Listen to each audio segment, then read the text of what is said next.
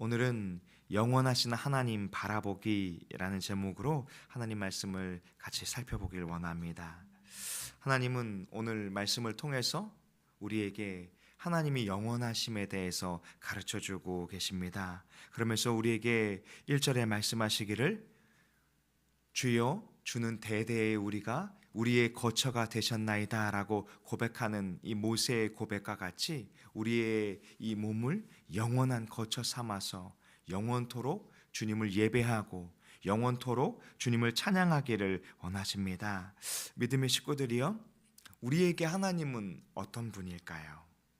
모세는 대대라고 표현하고 또 2절에는 이 영원부터 영원까지라고 고백하면서 하나님의 영원하심을 높이고 찬양했습니다. 우리의 삶 가운데 이 모세의 고백과 같은 이 믿음의 고백이 있기를 원합니다. 영원하신 주님을 찬양하고 영원하신 주님이 우리의 삶을 인도해 주실 것을 믿음으로 고백하며 살아가는 것입니다.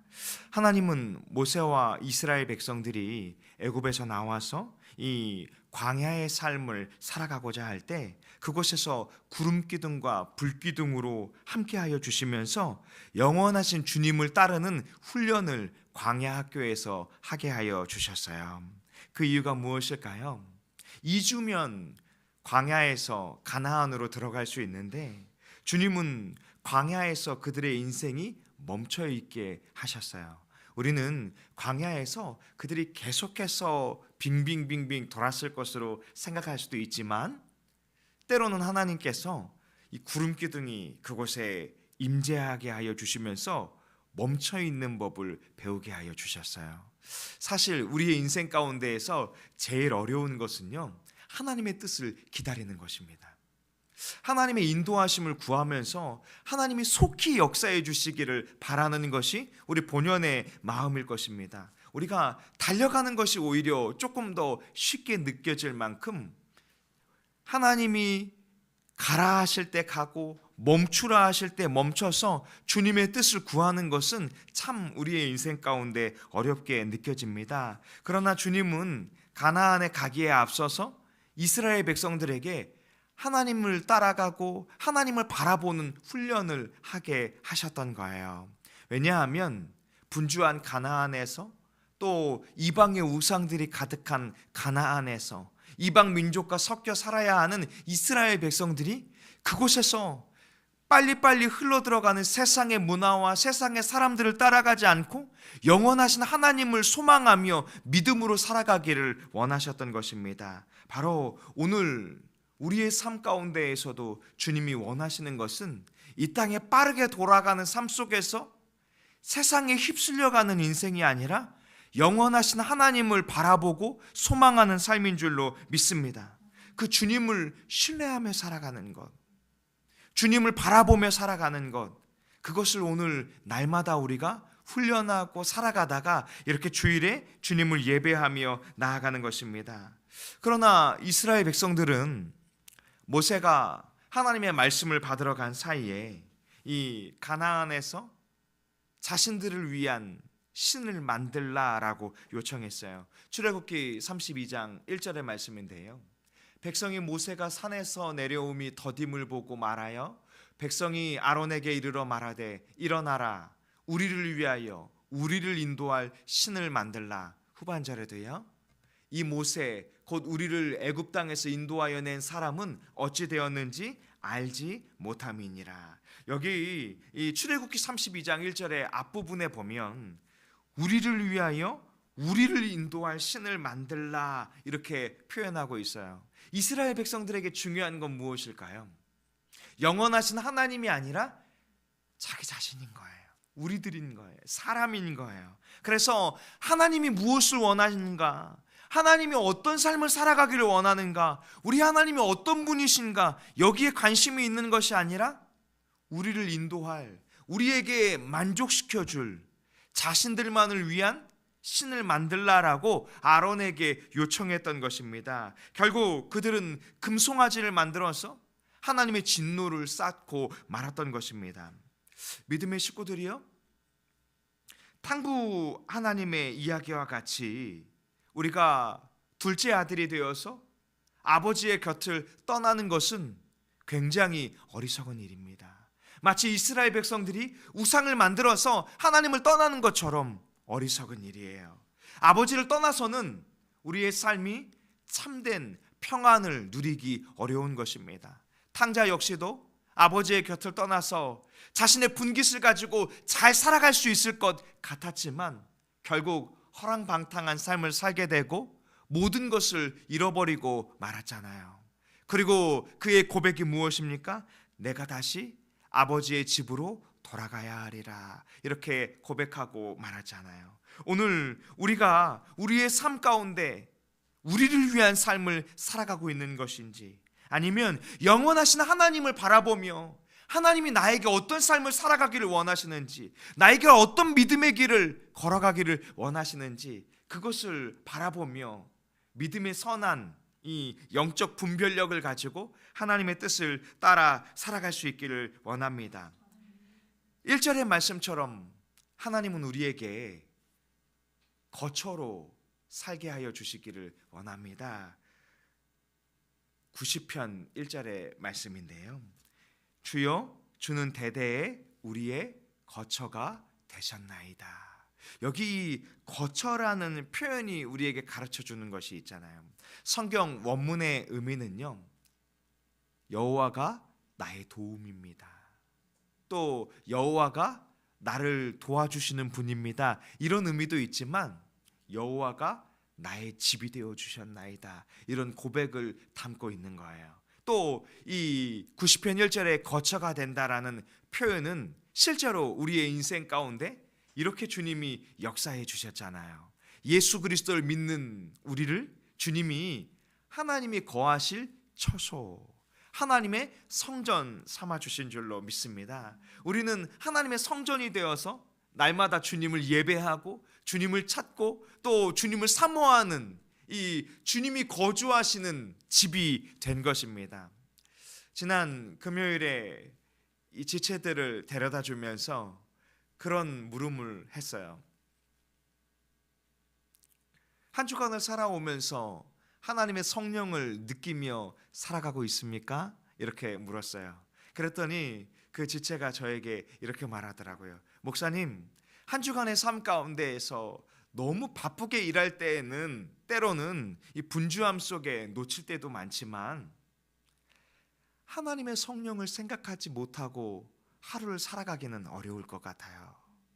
우리의 인생 가운데 주의 도우심과 주의 인도하심을 생각하지 못하고 살아간다면 이 땅을 살아가는 것이 너무 힘들 것 같아요.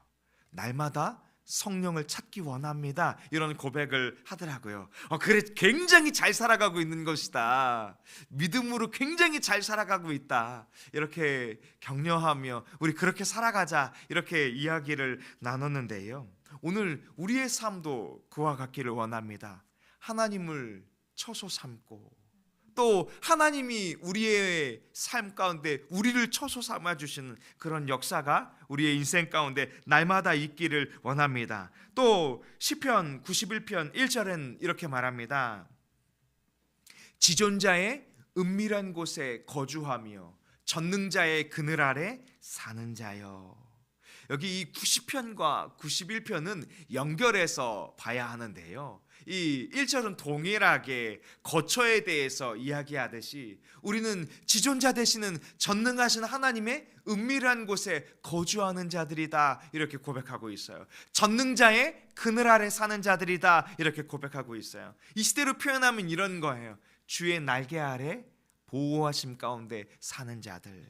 성도의 삶은 바로 이와 같은 줄로 믿습니다. 주님의 보호하심 가운데 주님이 우리를 덮으시고 인도하여 주셔서 어둠의 권세가 해하지 못하고, 마치 또 다른 시편의 고백과 같이 낮의 해와 밤의 달이 너를 해치 못하며, 이렇게 주님의 역사하심 가운데 살아갈 수 있기를 원합니다. 그러나 주님의 인도하심을 놓치게 되면 어떻게 될까요?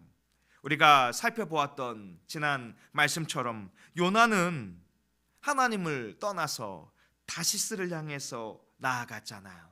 배 밑에 숨어서 잠들었다라고 말하고 있지만 마치 그의 상태가 영적인 이 잠자는 상태와 같아서 하나님의 뜻을 외면하는 삶을 살게 됐을 때 그는 스스로 고백하잖아요.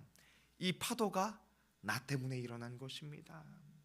내가 지금 하나님의 뜻을 거슬러 진노 가운데 있습니다라고 고백했잖아요. 그렇게 고백할 수밖에 없었던 요나 선지자의 인생은 어땠을까요? 굉장히 불안정하고 두려움 가운데 살아가고 말았을 것입니다. 그러나 주님은 이렇게 우리가 살아가길 원하세요. 91편 2절에 보면 나는 여호와를 향하여 말하기를 그는 나의 피난처요 나의 요새요 내가 의뢰하는 하나님이라. 우리의 고백이 이런 시편 기자의 고백이 되기를 원합니다. 주님을 피난처 삼고 주님이 나의 견고한 산성의 요새가 되어주시는 것, 주님이 내가 의뢰할 때 역사해 주시는 분, 그런 믿음의 고백을 하며 살아갈 수 있기를 원합니다. 하나님의 성령은 우리의 인생 가운데 함께 하시면서 무기력한 분으로 남아있는 분이 아닙니다. 지난주에 한 성도님들의 가정과 식탁 교제를 하면서 이런 이야기를 나눴어요. 하나님의 말씀을 살펴볼 때 하나님의 성령께서 우리에게 감동해 주시고 마음에 우리에게 하나님의 말씀, 복음의 진리를 깨닫게 해주시는 것을 느끼십니까? 성령의 인도하심을 받으며 살아가는 것을 느끼십니까? 라고 물어볼 때 조금 마음이 안타까웠던 것은 하나님의 성령이 내 안에 거주한다라는 하나님의 말씀은 들었지만 내 인생 가운데 느껴진다라는 것은 잘 모르겠습니다. 이런 이야기를 하더라고요. 저는 그런데 주님이 약속해 주신, 예수 그리스도께서 약속해 주신 보혜사 하나님의 성령께서는 우리 안에 거주하시면서 이 요한복음의 말씀처럼 진리에 대하여 예수 그리스도께서 우리에게 하여 주신 이 하나님의 말씀에 대하여 또 우리를 인도하여 주실 줄로 믿습니다. 또 로마서 8장에는 주님은 이 하나님의 성령께서 친히 우리가 하나님의 자녀인 것을 증거하신다, 또 말할 수 없는 탄식으로 우리를 위하여 간구하여 주시고 계신다, 이렇게 말하고 있습니다. 하나님의 성령께서는 그리스도 예수 안에 있는 믿음의 공동체의 지체들이 합력하여 선을 이룰 수 있도록 역사하여 주신다라고 우리에게 약속해 주셨어요. 그러니 하나님의 성령께서 우리의 인생 가운데 역사하여 주실 줄로 믿습니다. 그냥 역사하여 주시는 것이 아니라 충만하게 역사하여 주실 줄로 믿습니다. 그 주님의 처소로, 주님의 거처와답게 살아갈 수 있기를 원합니다. 그러나 이 땅의 인생은 굉장히 짧아요. 그래서 오늘 90편의 3절의 말씀은 이렇게 말합니다. 주께서 사람을 티끌로 돌아가게 하시고.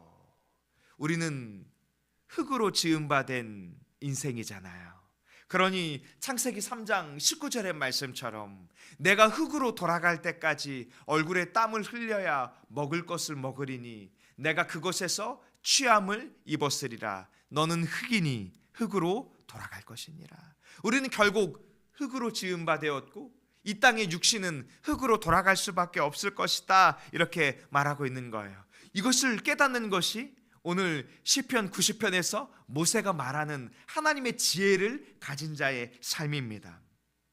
우리의 인생이 이 땅에서는 유한함을 깨닫고 영원하신 하나님을 바라보며 영원하신 하나님의 나라를 소망하며 살아가야 할 줄로 믿습니다.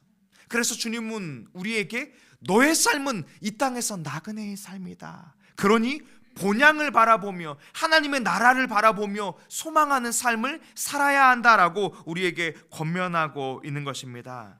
4절은 이렇게 말해요. 주의 목전에는 천년이 지나간 어제 같으며 밤의 한순간 같을 뿐이니이다. 여러분, 우리의 삶이 천년이 하루 같은 인생을 우리가 살아가고 있는 거예요. 시간이 언제 지나가지 젊을 때는 아마 그런 생각을 많이 했을지도 모릅니다. 참 인생이 빨리 지나갔으면 좋겠다, 내가 빨리 어른이 되었으면 좋겠다, 어렸을 때에는 그렇게 생각했을 것 같아요. 그러나 이제 우리가 장성한 자가 되면 어떻죠? 시간이 너무나 빨리 지나가는 것 같죠. 마치 이 성경의 이 기자들의 고백과 같이 화살이 쏘아지는 것과 같이 순식간에 시간이 지나갑니다. 분명히 일주일을 살은 것 같은데 마치 일주일이 하루처럼 지나간 것을 우리가 고백하게 되는 것 같아요. 이처럼 우리의 인생이 순식간에 지나가게 됨을 깨달아야 한다라고 말합니다. 5절은 이렇게 말해요. 주께서 그들을 홍수처럼 쓸어가시나이다. 홍수가 났을 때 우리가 뉴스를 보면 그 물결이 순식간에 이것을 다 쓸어가 버리고 말잖아요. 우리 인생이 그렇다는 거예요. 주께서 우리가 살아가게 하시지만 그 인생이 홍수처럼 호련히 지나가게 하신다는 것입니다. 그러므로 우리는 그것 가운데에서 잠깐 자는 것 같으며 잠깐 잠잔 것 같은데 어느 순간 주님 나라 가게 될 때가 머자라는 것이죠. 이것은 주님이 비유로 말씀해 주셨던 것처럼 아침에 돋는 풀 같은 거예요. 봄에 아침에 이 풀이 올라오고 나서 저녁이 되면 6절이 어떻습니까? 푸른 아침에 꽃이 피어 자라다가 저녁에는 시들어 마르고 마는 것. 하루살이 인생과 같은 삶, 그것이 우리의 모습이 아니냐 이렇게 말하고 있는 것입니다. 그래서 이 모세는 10절에 이렇게 고백했던 거예요. 우리의 연수가 70이요 강건하면 80이라도 그 연수의 자랑은 수고와 슬픔뿐이요 신속히 가니 우리가 날아가나이다. 이것을 깨닫는 것이 바로 하나님의 지혜이다라고 우리에게 가르쳐주고 있는 것입니다. 우리의 사람의 연수가 70이다라고 말하면 진짜 얼마 안 남았죠. 이제 머지않아서 주님 나라 가게 되겠구나. 그러나 내가 조금 더 강건하다면 80이라 하여도 그 연수가 그리 길게 남은 것은 아니구나. 이것을 깨닫는 것이 지혜라는 거예요. 그것은 바로 무엇이냐 하면 내가 이제 이 땅에서 살아갈 날이 멀지 않았구나. 그렇게 깨닫게 된다면 우리는 무엇을 바라봐야 할까요? 내가 곧 우리의 구원자 되시고 우리의 주인 되신 예수 그리스도를 만날 날이 멀지 않았다는 것입니다. 하나님 나라의 그 문 앞에서 우리가 주님을 만나게 되었을 때 우리가 기쁨으로 고백할 수 있는 삶을 살았기를 고백합니다. 그 연수의 자랑은 수고와 슬픔뿐이요 신속히 가니 우리가 날아가나이다. 모세도 그와 같은 삶을 살았을 것 같아요. 이렇게 이 갈대 상자에 쌓여서 애굽 왕 바로의 공주의 아들로 살아가면서 이스라엘 백성들을 어떻게 구원해야 할 것인가 그가 고민하다가 그 공주의 왕자로서 이스라엘 백성들을 애굽에서 구원하고자 했지만 실패하고 말았잖아요. 그가 미디안 광야에서 40년이 넘는 시간을 유리하고 방황하며 목동으로 살아가면서 어떤 생각을 했을까요? 때로는 왜 이렇게 더딜 것인가 생각하다가도 하나님이 언제 나를 만나 주실 것인가, 하나님이 나에게 분명히 이런 부르심을 주셨는데 하나님 나를 통해서 어떻게 역사해 주실 것인가, 그런 고민 속에서 하나님의 나라를 바라봤을 것입니다. 그리고 주님이 모세를 만나 주셨던 것처럼 이 가시떨기 나무가 불타고 있는데 그것이 사그라지지 않는 것이죠. 그때 주님이 내 발에서 신을 벗으라 하시고, 또 이제는 내가 이끌어가는 삶 그것이 아니다, 주께서 너를 이끌어 가실 것이다.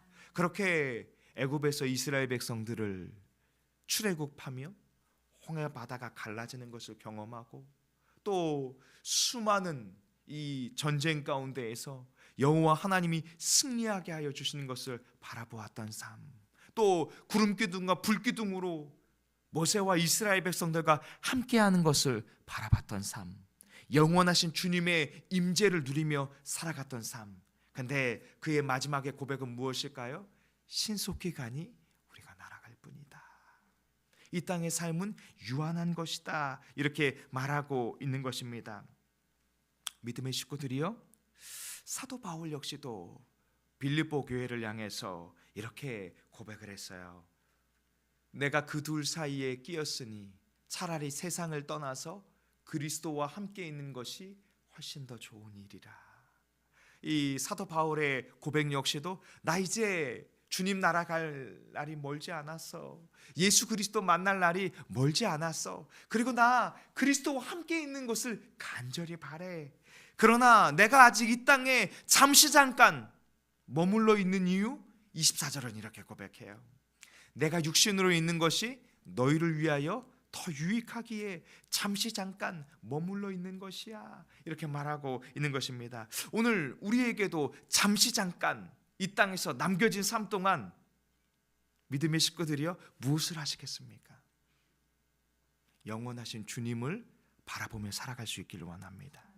그리고 우리에게 맡겨진 우리의 가족들이 주님 앞에 돌아오기를 기도하고, 우리의 이웃들이 주님 앞에 돌아오기를 기도하고, 그리스도 예수 안에서 하나된 공동체로 세우신 교회 안에서 연약한 지체들이 주님 안에서 세워지기를 기도하며, 하나님 나라의 문 앞에서 만날 예수 그리스도를 고대하는 삶 살아갈 수 있기를 원합니다. 9절은 이렇게 말합니다. 우리의 모든 날이 주의 분노 중에 지나가며 우리의 평생이 순식간에 다하였나이다. 그렇게 광야에서 이스라엘 백성들과 하나님의 임재를 따라 살아가며 영원하신 하나님을 바라보며 살아갈 때 모세는 주님의 분노 역시도 같이 보았던 것입니다. 어떤 때에 주님이 분노하셨을까요? 하나님의 뜻을 거스르렀던 삶, 우리가 잘 알고 있는 것처럼 아간의 모습처럼, 또 때로는 세상의 것을 향해서 세상의 욕심을 따라서 인간적인 방법을 향해서 실패하고 어려움을 겪었던 삶을 우리는 잘 알고 있잖아요. 이 모세가 우리에게 가르쳤던 삶의 모습처럼 우리가 하나님을 떠나서 또 하나님을 외면하고 살아간다면 우리는 어쩌면 주의 진노 중에 살아갈 수밖에 없을지도 모릅니다. 또 8절은 이렇게 말합니다. 주께서 우리의 죄악을 주의 앞에 놓으시며 우리의 은밀한 죄를 주의 얼굴빛 가운데에 두셨사오니, 우리가 죄를 따라 살아간다면 주님의 얼굴을 바라보기가 어려울 것입니다. 주님 만날 때 두려움 가운데 살아갈 수밖에 없을 것입니다. 그러나 영원하신 하나님을 바라보는 자의 삶은 어떻게 되었을까요? 91편 3절은 이렇게 말합니다. 이는 그가 너를 새 사냥꾼의 올무에서와 심한 전염병에서 건지실 것이라. 전염병이 돈다 할지라도 주의 사람들을 보호하여 주실 것이고, 어둠의 권세가 마치 이 올무를 놓는 것과 같이 이 악한 관계를 쓴다 할지라도 주께서 건져주실 것이다, 이렇게 약속하고 계신 것입니다. 4절은 이렇게 말합니다. 이는 그가 너를 그의 기초로 날개로 덮으시리니 내가 그의 날개 아래에 피하리로다. 여호와의 진실함은 방패와 손방패가 되시나니, 우리가 주를 경외하며 살아갈 때 주님은 우리를 방패 삼아 주시고 보호하여 주셔서 선하게 인도하여 주실 줄로 믿습니다. 바로 그 삶을 깨닫는 것, 그것이 하나님의 지혜이다라고 말하고 있는 거예요. 12절은 이렇게 말합니다. 우리 같이 한번 12절 읽어볼까요?